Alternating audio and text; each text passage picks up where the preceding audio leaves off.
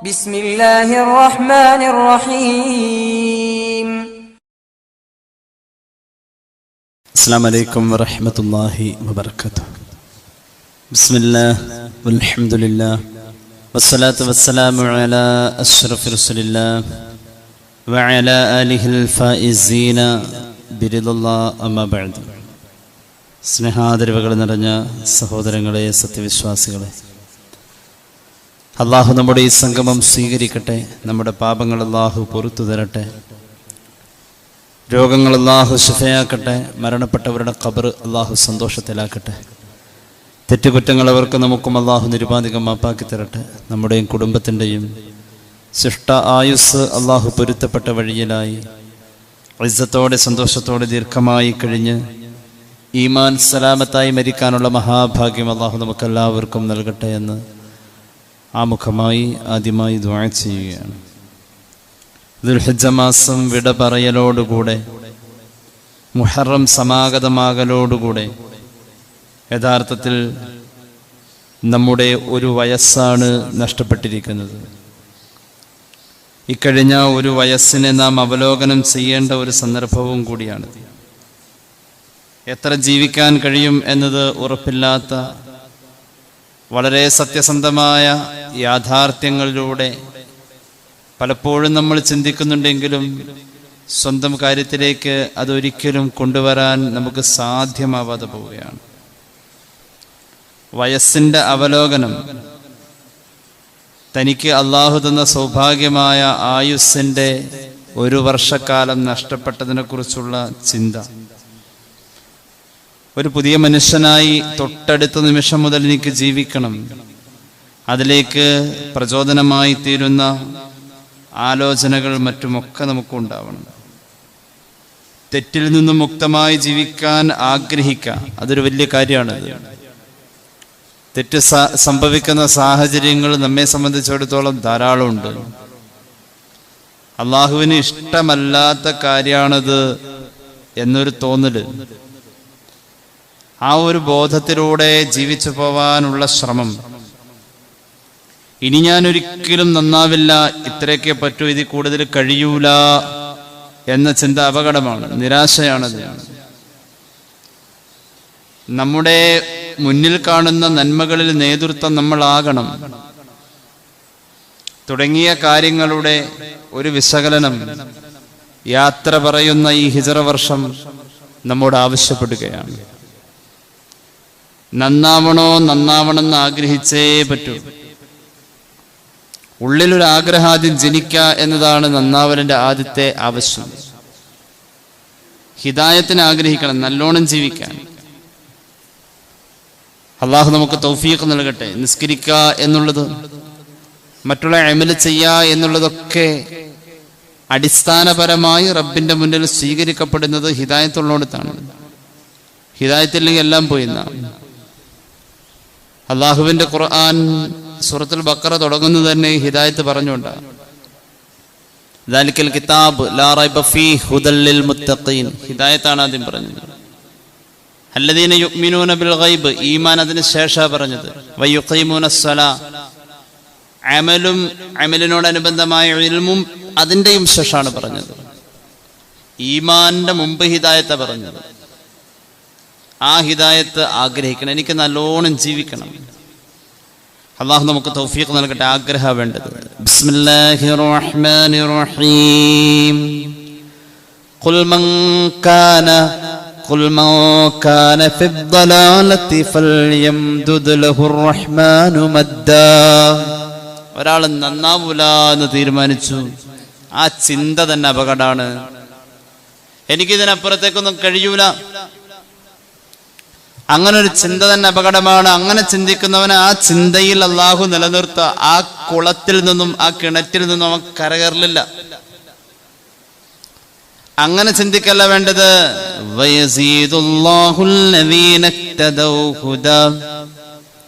നന്നാവണമെന്ന് ആഗ്രഹിച്ച ആൾക്ക് ഒന്നുകൂടി മനസ്സിലേക്ക് അള്ളാഹു നന്മ ചെയ്യാനുള്ള താല്പര്യങ്ങൾ കൊടുക്കും.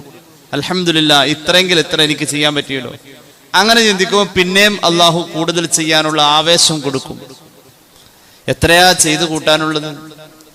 കുറഞ്ഞ സമയം ജീവിക്കുമ്പോൾ അള്ളാഹു നമുക്ക് ചെയ്യാൻ തന്ന അവസരത്തിന് ഇരട്ടി പ്രതിഫലം എന്ന പരിഗണന തന്നത് അള്ളാഹിന്റെ ഒരു കാരുണ്യല്ലേ. അള്ളാഹു നമുക്ക് തൗഫീഖ് നൽകി അനുഗ്രഹിക്കട്ടെ. മനസ്സിൽ നന്മയുള്ളവർ അള്ളാഹുവിൽ നിന്നുള്ളൊരു വെളിച്ചം കിട്ടിയവരാ. ഹൃദയത്തിന്റെ അകത്തൊരു വെളിച്ചം കിട്ടിക്കഴിഞ്ഞാൽ, ഈമാന്റെ ഒരു വെളിച്ചം കിട്ടിക്കഴിഞ്ഞാൽ വലിയൊരു ഔദാര്യമാണിത്. ഇസ്ലാമികമായ തത്വങ്ങളിലൂടെ ചിന്ത പോവുക എന്നത് ആ വെളിച്ചമുള്ളവർക്ക് മാത്രമേ പറ്റൂ. ഇത് ദീനിന് നിരക്കാത്തതാ. ഞാനൊരു മുസ്ലിമായി ജീവിക്കുമ്പോൾ ഇതെനിക്ക് പറ്റാത്തതാ. നമുക്ക് പറ്റിയ പണിയല്ലത്. ഇങ്ങനൊരു ചിന്ത ദീനിയായ കാര്യങ്ങളിലൂടെ നമ്മൾ നമ്മുടെ ജീവിത പരിസരങ്ങളിൽ ചിന്തിക്കുമ്പോൾ നമ്മെ പലപ്പോഴും പലതിലും പിന്നോട്ട് വലിക്കുന്ന ആ ഒരു ചിന്ത, ഒരു വെളിച്ചം ഉള്ളിലുണ്ടെങ്കിൽ അതിനെ പറ്റും.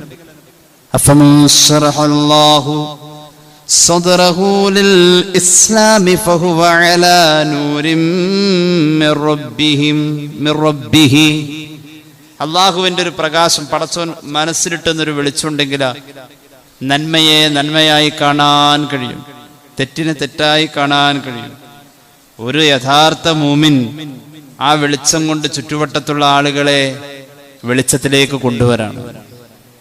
ഒരാളെ കുറിച്ച് മോശം എന്ന് പറയപ്പെട്ടോടത്ത് നിനക്കൊന്നും നന്നായി കൂടെ എന്ന് വെറുതെ ഒരു മുഅ്മിൻ ചോദിച്ചാൽ അവൻ നന്നാവാം. കാരണം ഈ വെളിച്ചം ഉള്ളിൽ നിന്നും പുറത്തേക്ക് വരുന്നത് ഈമാന്റെ ഒരു വെളിച്ചായിട്ടാ. ആ പറയുന്നതിനൊരു അഥറുണ്ടാവുന്ന മഹാന്മാരായ അള്ളാഹുവിന്റെ ഔലിയാക്കൾ അങ്ങനെയായിരുന്നു. നായന്നരുളാലേ ഇൽമ് പറയുമ്പോൾ നാവിന്നു നേരെ ഓളി വീറങ്ങുന്നോവർ. ഒരു വചനം ഉച്ചരിക്കുന്നോടത്ത് അതിന്റെ അത് ഉച്ചരിക്കുന്നോടത്ത് അത് ഉച്ചാരണത്തിന്റെ കൂടെ ഹൃദയത്തിലേക്ക് ഒരു വെളിച്ചം കൊടുക്കാൻ പറ്റുന്ന നാവിന്റെ ഒരു വല്ലാത്ത പവർ ഷെയ്ഖ് മുഹീദ്ദീൻ അബ്ദുൽ ഖാദിർ അൽ ജീലാനി ഖദ്ദസല്ലാഹു സിർറുൽ അസീസ്. ഇന്ന് നന്നായി കൂടെ എന്ന് ചോദിച്ചാൽ നന്നായി പോകും കേൾക്കുന്ന ആള്. എന്തുകൊണ്ട്? വഹൈസു കാന ദാഇയൻ ഇലല്ലാഹി മഅ തുസാഫിഹി ബിൽ അമലി സ്വാലിഹി കാന ഖൗലുഹു മഖ്ബൂലൻ വയുഅസ്സിറു ഫിൽ ഖുലൂബ്. മഹാന്മാരായ മുഫസ്സിറുകൾ ഇമാം സാവിയൊക്കെ രേഖപ്പെടുത്തുന്നുണ്ട്, ഒരാളുടെ ജീവിതത്തിൽ റബ്ബ് അമൽ ചെയ്യാനും ആ അമൽ അല്ലാഹ് കബൂലാക്കാനുമുള്ള ഒരു തൗഫീഖ് കൊടുത്തിട്ടുണ്ടെങ്കിൽ ആ മനുഷ്യൻ അല്പം പറഞ്ഞാൽ മതി, അതുകൊണ്ട് ഫലം ഏറെ. അബൂ ഹസൻ അലി അൻ-നദ്വി സാഹിബിന്റെ റിജാലുൽ ഫിക്രി വദ്ദഅവതി ഫിൽ ഇസ്ലാം എന്ന് പറയുന്ന ഒരു ഗ്രന്ഥമുണ്ട്. ഷെയ്ഖ് മുഹീദ്ദീൻ അബ്ദുൽ ഖാദിർ ജീലാനി തങ്ങളെ കുറിച്ച് എമ്പാടും വിശദീകരിക്കുന്നുണ്ട്. അതിൽ മഹാനവറുകളുടെ മുന്നിൽ വന്ന് മുസ്ലിമാകുന്നത് ഇസ്ലാമിക ചിന്തയിലേക്ക് താല്പര്യത്തോടുകൂടെ അകലങ്ങളിൽ നിന്നും യാത്രയായി വന്നവരല്ല. തന്റെ മുന്നിൽ കണ്ട ഏറ്റവും വലിയ പോക്കരികളും ഗുണ്ടകളുമാണ്. അയ്യാരീൻ എന്നൊക്കെയാ പറയുന്നത്. ജനങ്ങളുടെ ഇടയിലെ ഏറ്റവും നിലവാരം കുറഞ്ഞ, വളരെ വൃത്തികെട്ട ജീവിതം കഴിച്ചുകൂട്ടുന്ന, ഗുണ്ടായുസവുമായി നടക്കുന്ന ആളുകൾ. അതുപോലെ തന്നെ ആയുധങ്ങൾ കയ്യിൽ വെച്ചുകൊണ്ട് പല രീതിയിൽ ജനങ്ങളെ ബുദ്ധിമുട്ടിച്ച് ജീവിക്കുന്ന ആളുകൾ, അവരൊക്കെയാണ് ഇസ്ലാമിലേക്ക് വന്നത്. അല്ലാഹ് എന്ന വാക്ക് ഷെയ്ഖ് അവർകൾ പറഞ്ഞാൽ അത് കേൾക്കുന്നവരിൽ അതിന്റെ ഫലം ഉണ്ടായിരുന്നു എന്ന് പറയുന്നത് അബൂ ഹസൻ അലി അൻ-നദ്വിയുടെ റിജാൽ എന്റെ കയ്യിലുണ്ട്, നമുക്ക് കാണാവുന്നതാണത്. അത്രത്തോളം റബ്ബ് ഒരു വെളിച്ചം കൊടുത്തിട്ടുണ്ടെങ്കിൽ അത് ചുറ്റുവട്ടത്ത് കാണും. ആ മനുഷ്യന്റെ പരിസരത്ത് ആ മനുഷ്യനെ കൊണ്ട് നന്നാവുന്ന എത്ര ആളുകളുണ്ടെന്നറിയും. അങ്ങനെ ഒരാൾ നമ്മളായി കൂടെ. നമ്മൾ മുഖേന നന്നാവുന്നത് നമ്മുടെ കുടുംബത്തിലുള്ളവർ, നമ്മൾ മുഖേന നന്നാവുന്നവർ നമ്മുടെ സമ്പർക്കങ്ങളിലുള്ളവർ, നമ്മുടെ സൗഹൃദ വലയങ്ങളിലുള്ളവർ. ആ ഒരാൾ നമ്മൾ ഓരോരുത്തരാവണം. വൽതകും മിൻകും ഉമ്മ, നിങ്ങളിൽ ഒരു സമൂഹം രൂപപ്പെടട്ടെ. യഅ്മുറൂന ബിൽ മഅറൂഫ്, നല്ലത് ചെയ്യാൻ നാവുകൊണ്ട് പറയാൻ ത്രാണിയുള്ളവരുണ്ടാവട്ടെ. അത് ചെയ്യല്ലേ എന്ന് പറഞ്ഞ് തടഞ്ഞു നിർത്താൻ തന്റെ ഇടമുള്ളവർ നിങ്ങളുടെ ഇടയിൽ ഉണ്ടാവട്ടെ എന്ന് ഖുർആൻ. ആ പറയപ്പെട്ട വൽതകും മിൻകും, മിൻ തബ്ഈലിന്റെ മഅനയാണ്. എല്ലാവർക്കും അത് പറ്റില്ല, വളരെ ചുരുക്കം ആളുകൾക്ക് ആ തൗഫീഖ് കിട്ടാൻ. അങ്ങനെ ഒരു തൗഫീഖിലേക്ക് എനിക്കെന്തേ ഇതുവരെ ആവാൻ പറ്റിയില്ല? അങ്ങനെ ഒരു തൗഫീഖിലേക്ക് എന്തേ ഇനി എനിക്ക് ആയിക്കൂടാ? യൗമ തറൽ മുഅ്മിനീന വൽ മുഅ്മിനാതി യസ്ആ നൂറുഹും ബൈന ഐദീഹിം വബിഐമാനിഹിം. മുഅ്മിനീങ്ങൾ മഹ്ശറെ പോയി നിന്നാലും ഈ വെളിച്ചം കൊടുക്കാൻ CH ഹൈദ്രൂസ് മുസ്ലിയാർ നവറല്ലാഹു മർഖദ മഗ്രിബിന് പള്ളിയിൽ പോകുമ്പോൾ അങ്ങാടിയുടെ തൊട്ടടുത്ത പരിസരത്ത് ഒരു മദ്യപാനി എല്ലാ ദിവസവും മഗ്രിബിനോടടുത്ത സമയം അയാളുടെ വീട്ടുമുറ്റത്ത് നിന്ന് ഭാര്യയെ ചീത്ത പറയുന്നതും നാട്ടുകാരെ തെറി പറയുന്നതും, അയാളിങ്ങനെ ബോധമില്ലാതെ മദ്യപിച്ച് വളരെ വൃത്തികെട്ട വാക്കുകൾ പുലമ്പുന്നത് സ്ഥിരം ആളുകൾ കാണാറുണ്ട്. CH ഉസ്താദും കാണാറുണ്ട്. ഒരു ദിവസം അങ്ങോട്ട് ചെന്നിട്ട് അവന്റെ നെഞ്ചത്ത് കൈ വെച്ച് എന്നിട്ട് പറഞ്ഞു, ഒന്ന് നന്നാവും മോനെ, ഇനി കള്ളു കുടിക്കരുത് ട്ടോ. അതൊരു ഷോക്കേറ്റ പോലെ ആ മനുഷ്യൻ നന്നായത്. പിന്നീട് അയാൾ മദ്യപിച്ചിട്ടില്ല. തൊട്ടടുത്ത ദിവസത്തിന്റെ മഗ്രിബിന്റെ ജമാഅത്തിൽ അദ്ദേഹം പങ്കെടുത്തിട്ടുണ്ട്. മലബാറിലെ പഴയകാലത്തെ ആലിമീങ്ങളുടെ ആജ്ഞാശക്തി അങ്ങനെയായിരുന്നു. നമുക്ക് ഓരോരുത്തർക്കും കഴിയണം ജീവിതത്തിൽ ആദ്യം വിരൽ ചൂണ്ടേണ്ടത് നമ്മളിലാണ്. ഇന്നല്ലദീന ഖാലൂ റബ്ബുനല്ലാഹു ثم استقاموا تتنزل عليهم الملائكة. മലക്കുകളുടെ സഹായമുണ്ട്. നമ്മൾ പറയുന്നോടത്ത് നിരാശപ്പെട്ടു പോവാതെ നമ്മെ താങ്ങി നിർത്താൻ മലക്കിന്റെ സഹായമുണ്ട്. നല്ലത് പറയുന്നോടത്ത് നാവിന് ശക്തി കൊടുക്കാൻ മലക്കിന്റെ സഹായമുണ്ട്. അല്ലാഹുമ്മ അയ്യിദ്ഹു ബിറൂഹിൽ ഖുദ്സ്. മഹാനായ സ്വഹാബിക്ക് വേണ്ടി പുണ്യ നബി സല്ലല്ലാഹു അലൈഹി വസല്ലം ദുആ ചെയ്യുന്നതാണ്. ഹബീബിനെ പ്രകീർത്തിക്കുന്ന നാവാണ് ഹസ്സാൻ ഇബ്നു സാബിത്ത് റളിയല്ലാഹു അൻഹു എന്ന മഹാനായ സ്വഹാബിയുടെ നാവ്. ജിബ്രീലിനെ കൊണ്ട് നീ ശക്തി കൊടുക്കണേ എന്ന് പ്രാർത്ഥിച്ചു സയ്യിദുനാ റസൂലുള്ളാഹി. സിഹാഹിന്റെ കിതാബിലൊക്കെ നമുക്ക് ആ ഹദീസ് കാണാം. ഇതെങ്ങനെയാ? ഒരു സങ്കുചിത മനോഭാവത്തിലൂടെ അവിടുന്ന് ഒട്ടും ആ സർക്കിൾ വിട്ട് പുറത്ത് കടന്നിട്ടില്ല. നമ്മള് ഇങ്ങോട്ട് ചെയ്താലേ അങ്ങോട്ടുള്ളൂ ആ ഒരു മനോഭാവം നമ്മളോട് അങ്ങനെയാ. പിന്നെന്തിനാ നമ്മൾ അങ്ങോട്ട്? ഒരു മനുഷ്യൻ എപ്പോഴാണ് നന്മ ചെയ്യുന്നവനാവാ? ഇമാം ഗസാലി മുകാശഫയിൽ പറയുന്നുണ്ട്, റൂഹുല്ലാഹി നബി ഈസ അലൈഹിസ്സലാത്തു വസ്സലാം നിരന്തരം പറഞ്ഞു നടന്നിരുന്നു, അല്ലെങ്കിൽ പ്രചരിപ്പിച്ചിരുന്നു, നിനക്ക് നന്മ ചെയ്യുന്ന ആൾക്ക് നീ തിരിച്ച് നന്മ ചെയ്യൽ അത് തത്തുല്യം നന്മയായിട്ടില്ല. നന്മയാവണോ? നിന്നെ തിരസ്കരിച്ച്, നിന്നെ നിഷേധിച്ച്, നിന്നെ എതിർത്തവന് ഒരു നന്മ ചെയ്യാൻ നിനക്ക് കഴിയുമ്പോഴേ, അതും സംതൃപ്തിയോടുകൂടെ കഴിയുമ്പോഴേ നീ ചെയ്തത് നന്മയാവൂ എന്ന് സയ്യിദുനാ ഈസ അലൈഹിസ്സലാം പറയാറുണ്ടായിരുന്നു എന്ന് ഇമാം ഗസാലി മുകാശഫയിൽ രേഖപ്പെടുത്തുന്നതായി കാണാം. ഹബീബിന്റെ ഒരു ഹദീസ് കേട്ടോളൂ. ഇമാം തുർമുദി അവിടുത്തെ ജാമിഉൽ ഉദ്ധരിക്കുന്നുണ്ട്. അൻ ഹുദൈഫ റളിയല്ലാഹു അൻഹു ഖാല റസൂലുള്ളാഹി സ്വല്ലല്ലാഹു അലൈഹി വസല്ലം ലാ തകൂനൂ ഇമ്മഅതൻ തഖൂലൂന ഇൻ അഹ്സനന്നാസു അഹ്സന്നാ വഇൻ ളലമൂ ളലംനാ വലാകിൻ വത്തിനൂ അൻഫുസകും ഇൻ അഹ്സനന്നാസു അൻ തുഹ്സിനൂ വഇൻ അസാഊ ഫലാ തദ്ലിമൂ. ഇമാം തുർമുദി ഉദ്ധരിക്കുന്നു. റസൂലുള്ളാഹി പറയാ സല്ലല്ലാഹു അലൈഹി വസല്ലം, അനുകരിക്കുന്നവരാവരുത് നിങ്ങൾ. അത് അവരുടെ സംസ്കാരം ഇങ്ങോട്ട് കാണിച്ചത്, നമ്മുടെ സംസ്കാരം അങ്ങോട്ട്. ഇദ്ഫഅ ബില്ലതീ ഹിയ അഹ്സൻ ഫഇദ അല്ലദീ ബൈനക വബൈനഹു അദാവത്തുൻ കഅന്നഹു വലിയ്യുൻ ഹമീം. നമ്മുടെ സംസ്കാരം ദീനാണ്, നമ്മുടെ സംസ്കാരം നന്മയാണ്. തിന്മയെ ഒരിക്കലും തിന്മ കൊണ്ടല്ല പ്രതിരോധിക്കേണ്ടത്, നന്മ കൊണ്ട്. അള്ളാഹുവിന്റെ ഹബീബ് പഠിപ്പിച്ചു, നിങ്ങൾ ഒരിക്കലും അനുകരിക്കുന്നവർ ആവല്ലേ. എങ്ങനെയാ? തഖൂലൂൻ, നിങ്ങൾ പറയാറുണ്ടല്ലോ, ഇൻ അഹ്സനന്നാസ്, ആളുകൾ നമുക്ക് വല്ലതും ചെയ്തു തന്നാൽ അഹ്സന, നമുക്കും ചെയ്യാം. വൈൻ ലലമു, അവര് നമ്മളെ ഉപദ്രവിച്ച എന്തപ്പ നമ്മൾ ഉപദ്രവിക്കണെന്ന കുഴപ്പം? ലലംന, അങ്ങനെ പാടില്ല എന്ന് പുണ്യ നബി സല്ലല്ലാഹു അലൈഹി വസല്ലം. അവൻ അത്ര എന്റെ വീട്ടിലെ കല്യാണത്തിന് സഹകരിച്ചിട്ടുള്ളൂ, പിന്നെന്തിനാന്ന്? അങ്ങനെ ചിന്തിക്കാൻ പാടില്ല. നിനക്ക് സഹായം ചെയ്യാൻ കഴിയുന്നിടത്ത് നിനക്ക് കിട്ടിയ സഹായത്തെ തുലനം ചെയ്യരുതെന്ന് പുണ്യ നബി. ഒരു വയസ്സങ്ങോട്ട് പോവാ, ഇനിയും നമ്മളൊരു മനുഷ്യനായില്ലെങ്കിൽ ഈ ഉപദേശം എവിടെ നിൽക്കുന്നു? അള്ളാഹുവിന്റെ ഹബീബ് പറഞ്ഞു, വലാകിൻ വത്തിനു അൻഫുസകും, മനസ്സിനെ പാകപ്പെടുത്തിയെടുക്കണേ. മനസ്സിനെ ചിലത് പഠിപ്പിക്കാനുണ്ട്. അതെന്താ പഠിപ്പിക്കേണ്ടത്? ആളുകൾ ഉപകാരം ചെയ്താലും ചെയ്തില്ലേലും ഞാൻ എന്തായാലും ചെയ്യും, ഞാൻ അതിന് പകരം ചെയ്തതല്ല, എനിക്ക് അല്ലാഹ് കൂലി തരും എന്ന് പ്രതീക്ഷിച്ചുകൊണ്ടാണ്. അബൂദർ റളിയല്ലാഹു അൻഹു ഹബീബിന്റെ കൂടെ എപ്പോഴും ഉണ്ടായിരുന്നു. സല്ലല്ലാഹു അലാ മുഹമ്മദ് സല്ലല്ലാഹു അലൈഹി വസല്ലം.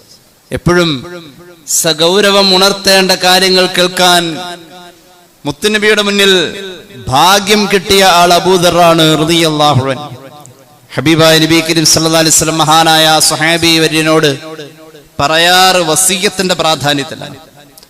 വസിയ്യത്ത് എന്ന് പറഞ്ഞാൽ ആ വാക്ക് പോലും ബന്ധപ്പെട്ട് നിൽക്കുന്നത് മരണമൊഴി എന്ന് പറയേണ്ടി വരും. അത്രത്തോളം മരണത്തോട് ബന്ധപ്പെടുത്തി അതിന് പ്രാധാന്യമുണ്ട്. ജീവിച്ചിരിക്കുന്നവർ അത്രയും അത് നടപ്പാക്കാൻ ശ്രമിക്കും.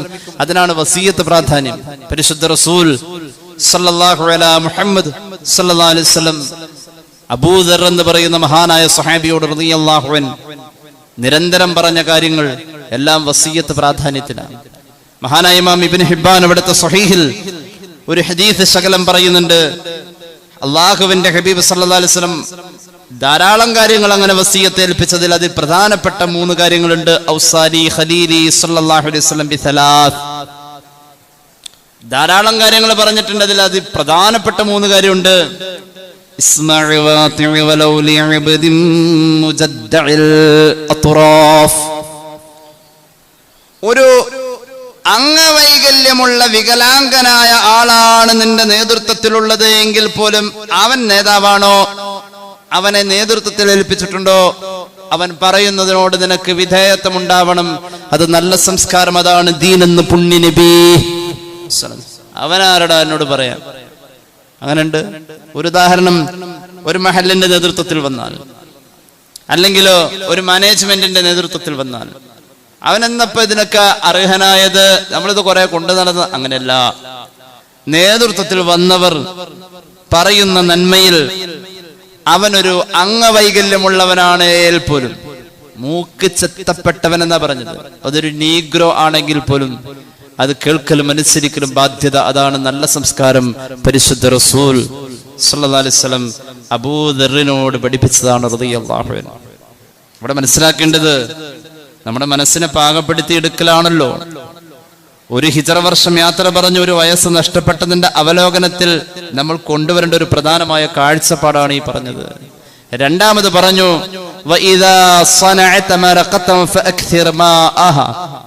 നിന്റെ ചുറ്റുപാടുകളെ നീ പരിഗണിക്കണം. എത്രത്തോളം?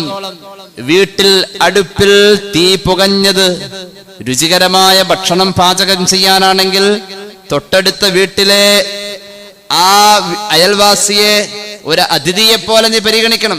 ഒരു പക്ഷേ അവിടേക്ക് ഒരൽപ്പം കൊടുത്തു വിടാൻ, കൊടുത്തയക്കാൻ, നിന്റെ വീട്ടിൽ പാചകം ചെയ്ത ആ കറിയിൽ അല്പം ചാറ് കൂടുതൽ വെക്കണേ. ഒരു വിരുന്നുകാരനെ പ്രതീക്ഷിക്കണം. ഒരു ചൊല്ലുണ്ടല്ലോ, ഞാനും എന്റെ ഭാര്യയും പിന്നെ തട്ടാനും എന്ന്. തട്ടാൻ എന്തിനാ? തട്ടാൻ അവൾക്ക് ആഭരണം പണിയാൻ. അങ്ങനെ വളരെ ചുരുങ്ങിയ ഒരു രീതിയിലേക്ക് ജീവിതം പരിമിതപ്പെട്ടു പോകുന്ന ഒരവസ്ഥ. എല്ലാവർക്കും സ്വന്തം കാര്യം വിട്ടതിന്റെ അപ്പുറത്തേക്ക് ഒന്നുമില്ല. ഒരു സേവന മനോഭാവം അയൽവാസിയോട് പോലും. ഹബീബായ നബി തങ്ങൾ പറഞ്ഞു,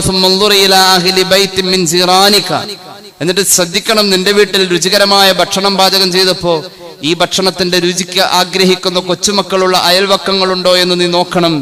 എന്നിട്ടോ മാന്യമായി തന്നെ അവരെയും വിരുന്നൂട്ടണം. ഈ ഒരു കണക്കുകൂട്ടലിലാവണം നിന്റെ വീട്ടിൽ അടുപ്പിൽ തീ പുകയേണ്ടതെന്ന് പുണ്യ നബി സല്ലല്ലാഹു അലാ മുഹമ്മദ് സല്ലല്ലാഹു അലൈഹി വസല്ലം. 2 വസിയത്തായി.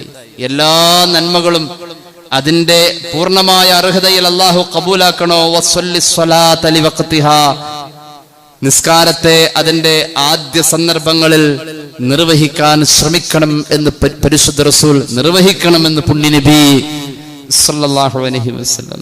അങ്ങനെയാണ് കഴിഞ്ഞ കാലങ്ങളിൽ അശ്രദ്ധയിൽ ജീവിച്ച നമുക്ക് ഒരുപാട് ആലോചിക്കാനുണ്ട്. ചെറിയ കാര്യങ്ങളിൽ അല്ലാഹ് കൂലി തരുമെന്ന് അങ്ങോട്ട് ചിന്തിച്ചാൽ പിന്നെ അതിനപ്പുറത്തേക്ക് വേറെ ഒരു അംഗീകാരവും വേണ്ട. ഇതെനിക്ക് അല്ലാഹ് തരൂലോ, ഞാൻ അതിനു വേണ്ടി കൊടുത്തതാണ്, അല്ലാതെ മറ്റുള്ള കയ്യടിക്ക് വേണ്ടിയിട്ടല്ല. കേട്ടോളൂ, ഒരാള് പരാജയപ്പെടുമെങ്കിൽ 3 ലക്ഷണങ്ങൾ കാണാം. മഹാനായ ഇമാം ബൈഹഖി അവിടുത്തെ ശുഅബിൽ പറയുന്നുണ്ട്, മഹാനായ അബൂൽ ഉസ്മാൻ തങ്ങൾ അദ്ദേഹം മുഹമ്മദ് ബിൻ ഫദ്ൽ റളിയല്ലാഹു അൻഹുവിലേക്ക് കത്തെഴുതി, മാ അലാമത്തു ശഖാവ, ഒരാൾ പരാജയപ്പെടോ തിരിച്ചറിയാൻ വല്ല അടയാളമുണ്ടോ? ഒരു സൂക്ഷ്മ പരിശോധന, ഒരു സ്വയം വിചാരണയ്ക്ക് വേണ്ടി മഹാനായ മുഹമ്മദ് ബിൻ ഫദ്ൽ റളിയല്ലാഹു അൻഹു അബൂൽ ഉസ്മാൻ എന്നവരിലേക്ക് തിരിച്ച് മറുപടി എഴുതി, സലാസത്തു അശ്യാ, ഈ പറയാൻ പോകുന്ന 3 അടയാളം ഉണ്ടോ, അവൻ പരാജയപ്പെട്ടിരിക്കും. അല്ലാഹു കാത്ത് രക്ഷിക്കട്ടെ. ഒന്നാമത്തേത്, അൻ യുർസഖൽ ഇൻസാനുൽ ഇൽം വയുഹറമ അൽ അമൽ. ഇൽമുണ്ട്, പക്ഷേ അമൽ ചെയ്യാൻ പറ്റുന്നില്ല. അല്ലാഹുവേ പടച്ചവൻ കാക്കട്ടെ. ഇൽമുണ്ട്, പക്ഷെ അമലിലേക്ക് പറ്റുന്നില്ല. അതിന് വലിയ കിതാബൊക്കെ ഓതി ഒരുപാട് അറിവ് വേണമെന്നില്ല. നമുക്ക് ഒരു കാര്യം ചെയ്യാനുള്ള അതിന്റെ തന്മയത്വത്തിലേക്ക് ആവശ്യമായ ഇൽമ്. ആർക്കറിയില്ലാത്തത് വാങ്കുളിച്ച നിസ്കരിക്കണം, ആർക്കറിയില്ലാത്തത് സദഖ ചെയ്ത കൂലിയുണ്ടെന്ന്, ആർക്കാണ് അറിയാത്തത് ഇസ്ലാമിക ശറഇൽ പലതും പാടില്ല എന്നത്, ആ പാടില്ലാത്തതിനെ എന്നിട്ടും നമ്മൾ ചെയ്തു കൂട്ടുന്നു. ആർക്കതിനെ കുറിച്ച് പ്രാഥമികമായ ബോധമില്ലാത്തത്? അറിവുണ്ട്, പക്ഷേ അത് പ്രായോഗിക തലത്തിൽ കൊണ്ടുവരാൻ ഒരാൾക്ക് കഴിയുന്നില്ല എങ്കിൽ അവിടെ പേടിക്കണം, പരാജയപ്പെടുമെന്നതിന്റെ ഒന്നാമത്തെ അടയാളമാണ്.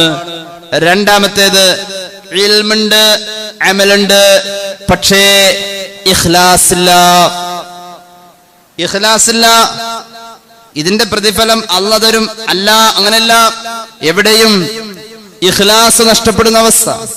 മഹാനായ സുലൈമാൻ നബി അലൈഹിസ്സലാം ബൈത്തുൽ മുഖദ്ദസിന്റെ പുനരുദ്ധാരണം കഴിഞ്ഞിട്ട് ബൈത്തുൽ മുഖദ്ദസിന്റെ പുറത്തിറങ്ങി നിന്നിട്ട് അതിന്റെ മുന്നിലെ ചരിത്ര പ്രസിദ്ധമായ പാറയുടെ മുകളിൽ കയറി നിന്ന് ലോകത്തിന്റെ ചക്രവർത്തി തിരുമനസ് ഒരു സന്ധ്യാസമയത്ത് അള്ളാഹുവിലേക്ക് കൈകൾ നീട്ടിയിട്ട് പറയാ, പടച്ചവനെ, ബൈത്തുൽ മുഖദ്ദസിന്റെ പരിസരം മുഴുവനും ആഘോഷത്തിന്റെ ആരവങ്ങളാൽ അലയടിച്ചു കൊണ്ടിരിക്കുക. എന്നാൽ ഇത് നിയോഗിക്കപ്പെട്ടു എന്നതിൽ ഞാൻ എന്റെ ഭാഗ്യമായി കാണുന്നു. തഖബ്ബൽ മിന്നീ, ഇത് നീ സ്വീകരിച്ചാ മതി അല്ലാഹ്. അല്ലാതെ അന്ന് ഏറ്റവും വലിയ സൂപ്പർ സ്റ്റാർ ഞാനാണ് എന്ന രീതിയിൽ പള്ളിയുടെ അകത്ത് നിന്നുകൊണ്ട് മഹാനവറുകൾ രാജകീയ പദവിയിൽ സ്വയം സന്തുഷ്ടനായി, സ്വയം സംതൃപ്തനായി, സ്വയം ആഘോഷിക്കല്ല ചെയ്തത്. അതിന്റെ പുറത്തിറങ്ങി നിന്നിട്ട് അള്ളാഹുവിനെ ഏൽപ്പിച്ചു കൊടുക്കുക. മഹാന്മാരായ അമ്പിയാക്കൾ ദ്വാരന്നോടത്ത് മുഴുവൻ റബ്ബനാ തഖബ്ബൽ മിന്നാ എന്ന് ദ്വാരന്നിട്ടുള്ളൂ. നീ സ്വീകരിക്കണേ, എന്ത് സ്വീകരിക്കണമെന്ന് പറഞ്ഞിട്ടില്ല. ഖുർആനിന്റെ അധ്യാപനം അങ്ങനെയാ, നീ സ്വീകരിക്കണേ എന്ന പ്രാർത്ഥനയുള്ളൂ, എന്ത് നീ സ്വീകരിക്കണം എന്നത് പറയാറില്ല. എന്തുകൊണ്ട്? അവിടെ മഫ്ഊലിനെ ഹസ്ർ ചെയ്യല് പരിമിതമായ അർത്ഥത്തിലേക്ക് ചുരുക്കപ്പെടുമെന്നാണ്. എന്തിനെ എന്ന് പറഞ്ഞാൽ അത് മാത്രമായി പോയി അള്ളാഹു സ്വീകരിക്കൽ. ഞാൻ ചെയ്തു കൂട്ടിയ നന്മയിൽ അള്ളാഹുവേ, അതിന്റെ നിബന്ധനകളിൽ പാളിച്ചകൾ ഉണ്ടെങ്കിൽ പോലും നിനക്ക് ഇഷ്ടപ്പെട്ട എന്തെങ്കിലും അതിലുണ്ടാവും. അതൊരു കല്യാണ വീട്ടിൽ ഏല തുടച്ചു കൊടുത്തതായിരിക്കാം, അത് ഒരു ജുമുഅ നിസ്കാരം കഴിഞ്ഞ് പുറത്തു പോകുമ്പോൾ ഒരു പാവപ്പെട്ടവന് ചില്ലറ കൊടുത്തതായിരിക്കാം, അത് ഏതെങ്കിലും ഒരു മുഅ്മിനിന്റെ നേരെ പുഞ്ചിരിച്ചതാവാം, എന്തു ആകാം. എന്നെ നിന്ന് സ്വീകരിക്കാൻ പറ്റുന്നതൊക്കെ നീ സ്വീകരിക്കണേ അല്ലാഹ്. അല്ലാഹ് സ്വീകരിച്ചാൽ അതിന്റെ പരിഗണന വലുതാ. അങ്ങനെ ഉണ്ടല്ലോ, കടലിനക്കരെ നിന്ന് നാണയങ്ങൾ അല്ലെങ്കിൽ റിയാലുകൾ, ദിർഹമുകൾ ഇക്കരക്ക് കടക്കുമ്പോ അത് ഇപ്പുറത്തെത്തിക്കഴിഞ്ഞാൽ അതിന്റെ മൂല്യം അങ്ങോട്ട് മാറാം. മലക്ക് ഇവിടെ നിന്ന് കൊണ്ടുപോയി 5-ാം ആകാശം അപ്പുറത്തേക്ക് വിട്ടുകഴിഞ്ഞാൽ ആ അമല് പിന്നെ ഇരട്ടി മൂല്യത്തിലേക്കാ പരിഗണിക്കപ്പെടാം. അങ്ങനെയാണ് അള്ളാഹുവിന്റെ സിസ്റ്റം. പുണ്യ നബി സല്ലല്ലാഹു അലൈഹി വസല്ലം പറഞ്ഞത് ഇമാം തുർമുദി അവിടുത്തെ ജാമിഉൽ ഉദ്ധരിക്കുന്നുണ്ട്. 7 അല്ല 70 അല്ല 100 700 അങ്ങനെയാണ് തുടങ്ങുന്നത്. അള്ളാഹു ഇരട്ടി എന്ന പരിഗണനയിൽ അമലിനെ കബൂലാക്കുമ്പോൾ എന്ന് പുണ്യ നബി സല്ലല്ലാഹു അലൈഹി വസല്ലം 100 700 അങ്ങനെ അതിന്റെ അപ്പുറത്തേക്ക് 7000 അങ്ങനെയുള്ള മടങ്ങുകൾ. ആലോചിച്ച് നോക്കണേ, ഒരു നന്മയെ അതിനെ 100 ഇരട്ടി എന്ന രീതിയിൽ അള്ളാഹു സ്വീകരിക്കുന്നത് അള്ളാഹുവിന്റെ ഒരു കരുണയാണ്. അതുകൊണ്ട് ഒരു നന്മയും പാഴല്ല. ഒരു മനുഷ്യനെ സംബന്ധിച്ചിടത്തോളം ഈ ഇഖ്ലാസ് നിർബന്ധമാണ്. എത്ര ചെറുത് ചെയ്താലും അതിൽ അള്ളാഹുവിനെ ബോധിപ്പിക്കുക എന്ന ഒന്നുണ്ട്, അതുണ്ടാവണം. അതില്ലെങ്കിലോ പരാജയത്തിന്റെ രണ്ടാമത്തെ അടയാളം അതാണ്. മൂന്നാമത്തെ അടയാളം ഒരാൾക്ക് മഹാന്മാരെ കാണാൻ ഭാഗ്യം കിട്ടിയിട്ടുണ്ട്, ഒരാൾക്ക് മഹാന്മാരുടെ കൂടെ കൂടാൻ ഭാഗ്യം കിട്ടിയിട്ടുണ്ട്. പക്ഷേ 10 ദിവസം അവരെ കണ്ടു കഴിയുമ്പോ പിന്നെ ഒരു നാടൻ ചൊല്ലുവരും, മുറ്റത്തെ മുല്ലയ്ക്ക് മണമില്ല. അതിപ്പോ നമ്മുടെ ആളല്ലേ, അതെന്തൂട്ട.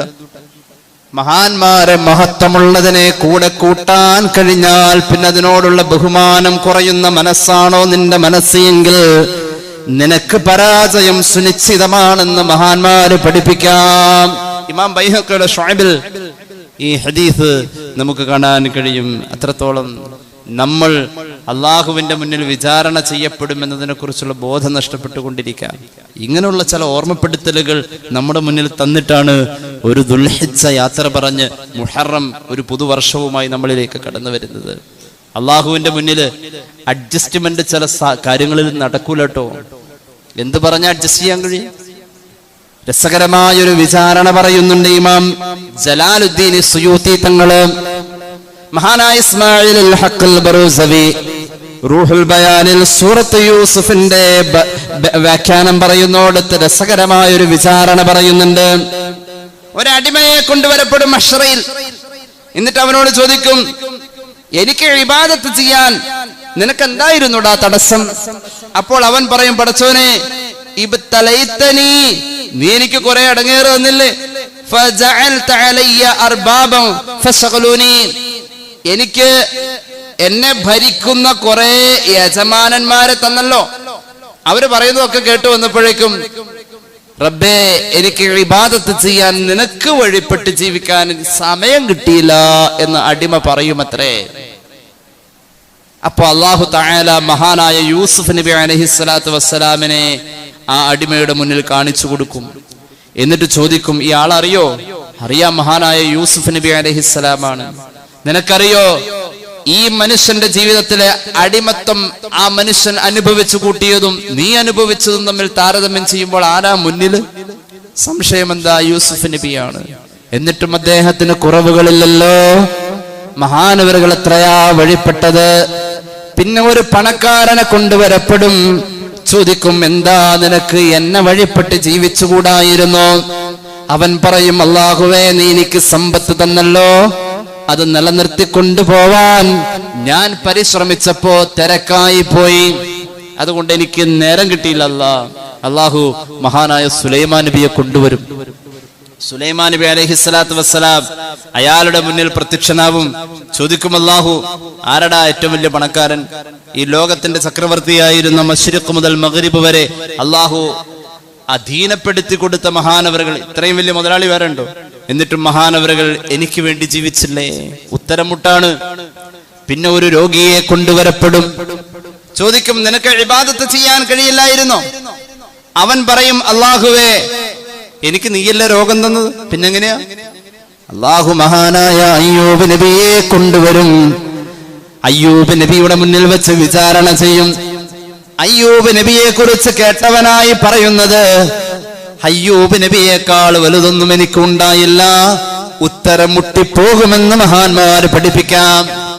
പിന്നെ കൊണ്ടുവരപ്പെടുന്നത് ഒരു നിരാശനായ മനുഷ്യനെയാ. ചിലർക്ക് അങ്ങനെ തോന്നലുണ്ട്, ഇനി ഞാൻ നന്നാവൂല. ആ നിരാശയെ വലിച്ചെറിയേണ്ട സന്ദർഭമാണ് ദുൽഹിജ്ജ യാത്ര പറയുമ്പോൾ നമ്മോട് പറയുന്ന ഈ സന്ദർഭം, ഈ ഉപദേശത്തിന്റെ സന്ദർഭം. നിരാശ എന്തിനാ? ഫറോവയെ കൊണ്ടുവരപ്പെടും. ജീവിതത്തിൽ അല്ലാഹുവോട് ഇത്ര കണ്ട് എതിർപ്പ് കാണിച്ച വേറൊരാളില്ലല്ലോ. ഇസ്ലാമിന്റെ ഏറ്റവും വലിയ ബദ്ധവൈരി ഫറോവ റബ്ബിനോട് എതിര് കാണിച്ചതിനെ കുറിച്ച് പറയും. ഫറോവയെ കുറിച്ച് നീ കേട്ടതല്ലേ, അയാള് റബ്ബിന് എതിര് കാണിച്ച പോലെ നീ കാണിച്ചിട്ടില്ലല്ലോ. അത്രയൊന്നും ഞാൻ കാണിച്ചിട്ടില്ല. എന്നാൽ ഫറോവ പോലും നിരാശനായിരുന്നില്ല. പരിശുദ്ധമായ ഖുർആൻ പറയുന്നുണ്ടല്ലോ, മഹാനായ ജിബ്രീൽ അലൈഹിസ്സലാം ഫറോവയെ കടലിന്റെ ആഴങ്ങളിലേക്ക് വലിച്ചു കൊണ്ടുപോകുന്നതിന്റെ അവസാന സമയം അയാൾ പറയാൻ ശ്രമിച്ചുവല്ലോ, കലിമ ഉച്ചരിക്കാൻ ശ്രമിച്ചുവല്ലോ, ആമതു അന്നഹു ലാ ഇലാഹ ഇല്ലല്ലദീ ആമനത് ബിഹി ബനൂ ഇസ്രായീൽ. ഇസ്രായേലികൾ വിശ്വസിക്കുന്ന അല്ലാഹുവിനെ വിശ്വസിക്കാൻ ഞാൻ തയ്യാറായി കഴിഞ്ഞു എന്ന് പറഞ്ഞപ്പോഴേക്കും ഇനി അവൻ ബാക്കി കലിമ ഉച്ചരിക്കാൻ പാടില്ല, ആ തൗഫീഖ് ഇല്ലാത്തവനാ, വലിച്ചു താഴേക്ക് കൊണ്ടുപോയതാ. എന്നിട്ട് ജിബ്രീൽ അലൈഹിസ്സലാം കടലിന്റെ അടിയിലെ ഏറ്റവും പശയുള്ള ചെളി അവന്റെ വായിൽ നിറച്ചു എന്ന് പുണ്യ നബി സല്ലല്ലാഹു അലൈഹി വസല്ലം.